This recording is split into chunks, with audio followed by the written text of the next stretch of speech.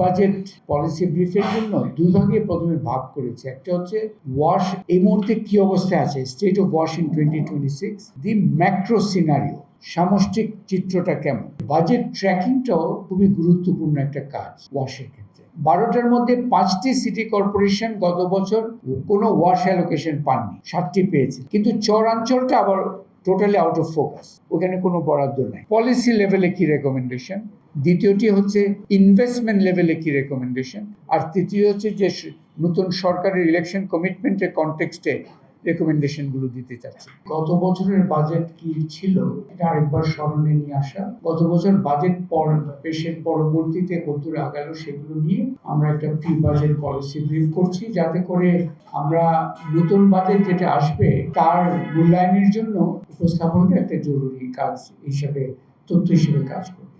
Wash হচ্ছে water, sanitation and hygiene, এটা একটা গুরুত্বপূর্ণ এসডিজি ফোকাস। ওয়াশ পলিসি একাধিক এসডিজির সাথে জড়িত। একটি হচ্ছে এসডিজি 6, যেটা সরাসরি ওয়াশ এসডিজি হিসেবে করা যায়, এটা হচ্ছে clean water and sanitation. SDG 13-র সাথেও জড়িত, কারণ এখানে আছে ক্লাইমেট অ্যাকশন।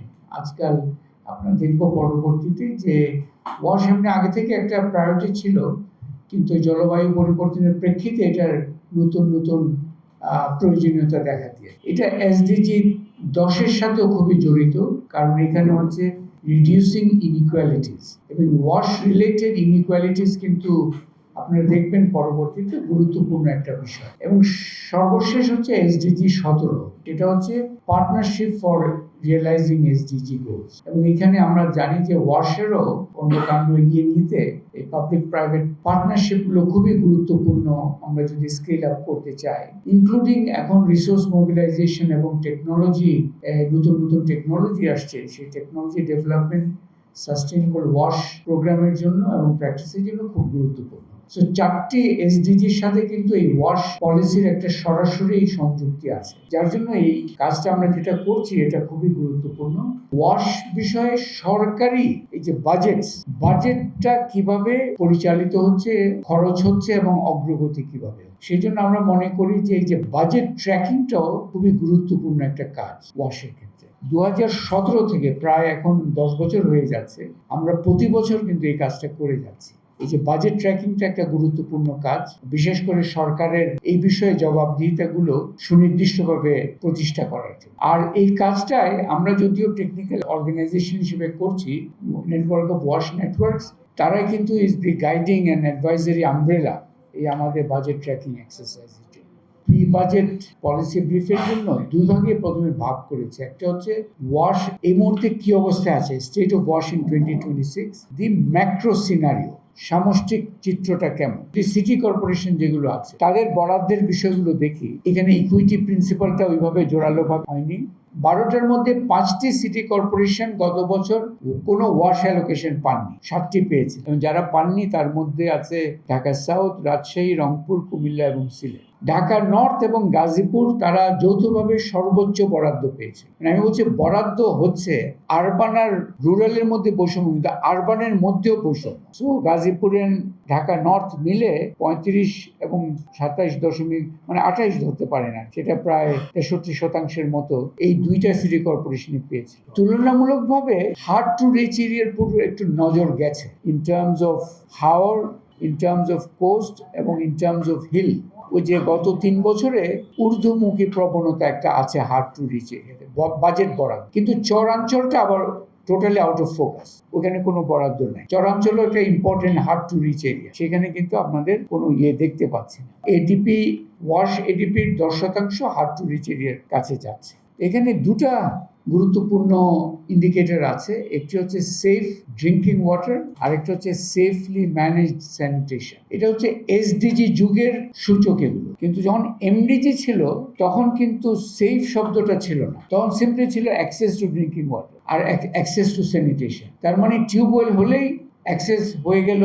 এই যে শুধু সেফ শব্দটা যদি বাদ দিই তাহলে কিন্তু অগ্রগতি প্রায় 100% হয়ে গেছে, 98%। কিন্তু এসডিজি সময়কালে এসে মানে 2015 থেকে তখন আমাদের এই সেফ বিশেষণটা যোগ দিতে হয়েছে, কারণ বোঝা গেল যে শুধুমাত্র অ্যাক্সেস টু ড্রিঙ্কিং ওয়াটার হলে হবে না, সেই ড্রিঙ্কিং ওয়াটারটা সেফ হতে হবে। সো সেফ ড্রিঙ্কিং ওয়াটার এটা একটা সূচক। আরেকটা ছিল স্যানিটেশন, সেখানেও আমাদের ছিল যে ল্যাট্রিনে ব্যবহার হচ্ছে কিনা, এটাই হচ্ছে এমডিজি যুগে এই দুটো সূচক এখন এসছে, এবং এই দুটো সূচকে বাংলাদেশ এই মুহূর্তে কোথায় দাঁড়িয়ে আছে, পলিসি লেভেলে কি রেকমেন্ডেশন, দ্বিতীয়টি হচ্ছে ইনভেস্টমেন্ট লেভেলে কি রেকমেন্ডেশন, আর তৃতীয় হচ্ছে যে নতুন সরকারের ইলেকশন কমিটমেন্টের কনটেক্সটে রেকমেন্ডেশনগুলো দিতে চাচ্ছে।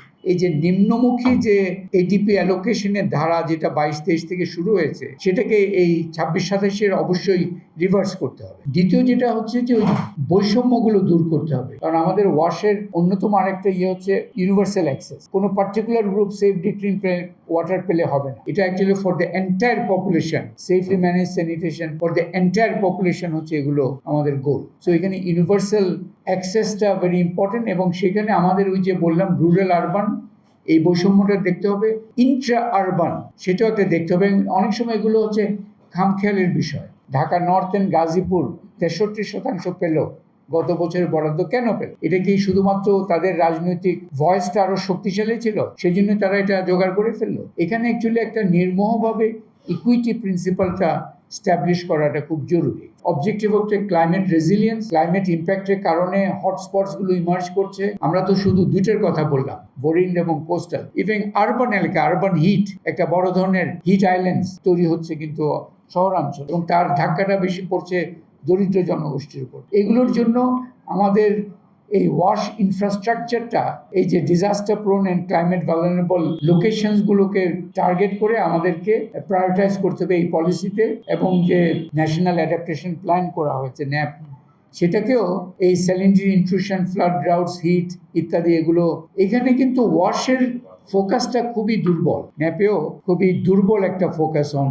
ওয়াশ, এখানে গুরুত্বের সাথে এটাকে আরো বাড়াতে হবে। আমাদের জেন্ডার এন্ড ইনক্লুশন এটাও একটা অবজেক্টিভ, তার জন্য actually policy action, particularly women, children, persons with disabilities and marginal groups in pocket areas of the country খুবই গুরুত্বপূর্ণ।